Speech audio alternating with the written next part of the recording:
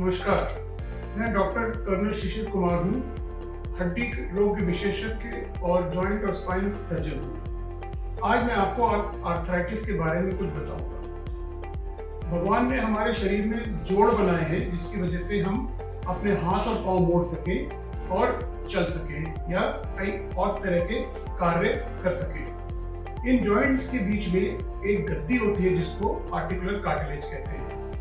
ये articular cartilage आपस में हड्डियों को रगड़ने से बचाती है और हड्डियों को टूटने से बचाती है। परंतु उम्र के साथ साथ ये आर्टिकुलर कार्टिलेज जैसे कि कोई मशीन होती है, वो आर्टिकुलर कार्टिलेज घिस जाती है। जब वो आर्टिकुलर कार्टिलेज घिस जाती है तो हड्डियां आपस में एक दूसरे से रगड़ने लगती हैं और उसकी वजह से हड्डी टूट टूट के जॉइंट के अंदर गिरना शुरू हो जाती है। दूसरी तरफ जब हड्डी आपस में एक दूसरे से रगड़ती है तो जॉइंट में दर्द भी होना शुरू हो जाता है। इस सब प्रतिक्रिया को हम आर्थराइटिस कहते हैं। इस वजह से इस आर्थराइटिस के होने से इंसान को जोड़ के अंदर दर्द होना शुरू कर देता है। अगर घुटने में आर्थराइटिस हो, जो कि सबसे कॉमन है क्योंकि घुटने पे हम अपने शरीर का वजन डालते हैं, तो सबसे पहले हमारे को सीढ़ी चढ़ने और उतरने में दर्द होता है। उसके बाद जब ये आर्थराइटिस बढ़ जाती है तो जमीन पे नॉर्मल लेवल ग्राउंड पे चलने में दर्द होता है। कुछ दिनों बाद अगर हम इसका और भी इलाज ना करें तो हमारे पांव टेढ़े होना शुरू हो जाते हैं और फिर आखिर में आदमी बिस्तर पकड़ लेता है। इसी तरह कंधे की आर्थराइटिस या हिप की आर्थराइटिस में भी इंसान का मूवमेंट अफेक्ट होता है और धीमे धीमे इंसान बिस्तर पकड़ लेता है। तो किसी भी बीमारी का सबसे अच्छा इलाज है कि उस बीमारी को ना होने दें। अगर ये आर्थराइटिस हमारे को शुरू हो जाती है और तकलीफ शुरू हो जाती है तो सबसे पहला काम होता है कि हमें अपना लाइफस्टाइल एडजस्ट करना चाहिए। लाइफस्टाइल मतलब अगर सीढ़ी चढ़ने उतरने में दर्द है तो प्रयास करना चाहिए कि कम से कम सीढ़ी चढ़े उतरे।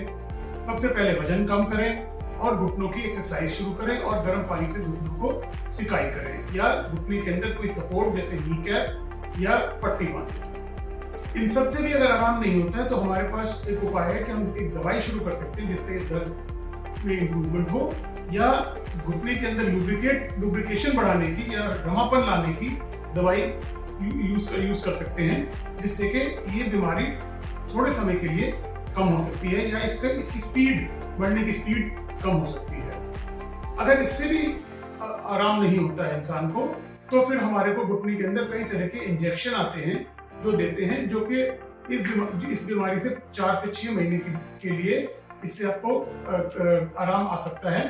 परंतु अगर ये बीमारी बहुत ज्यादा आगे बढ़ गई हो तो हमारे को इसको ऑपरेशन करने के अलावा और कोई चारा नहीं होता है। हमारे पास 2 तरह के ऑपरेशन होते हैं। पहला ऑपरेशन होता है दूरबीन डाल के घुटने की सफाई करना, जिससे घुटने के अंदर जो टूटी हुई कार्टिलेज है, जो टूटी हुई हड्डियां, उसको हम सब धुलाई सफाई कर लेते हैं। ये थोड़ा यंगर एज में और जो अर्ली आर्थराइटिस में इसका हमारे को फायदा होता है, लेकिन इसका आराम हमारे को सिर्फ ट्रांजिएंटली या कुछ दिनों के लिए होता है। जॉइंट रिप्लेसमेंट हम उसके लिए करते हैं जिससे कि आर्थराइटिस की वजह से लोगों का जीना दूभर हो गया और इतना तकलीफ हो कि अब वो अपनी दिनचर्या के अंदर उनको दिक्कत होना शुरू हो, अपनी लाइफस्टाइल, अपना काम करने में उनको दिक्कत शुरू हो, उन लोगों को हम जॉइंट रिप्लेसमेंट ऑफर करते हैं।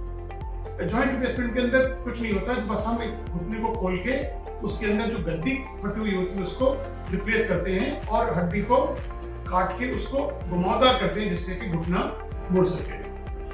परंतु सबसे इंपॉर्टेंट चीज है इसका प्रिवेंशन। तो भाई आप सब लोगों से यही रिक्वेस्ट रहेगी कि हेल्दी लाइफस्टाइल अपनाएं, वेट कम रखें, एक्सरसाइज करें, वॉकिंग करें, घुटने की एक्सरसाइज करें। ये सब चीजें करने से आप लोग आर्थराइटिस के प्रकोप से मुक्त रह सकते हैं या इसको डिले कर सकते हैं। धन्यवाद।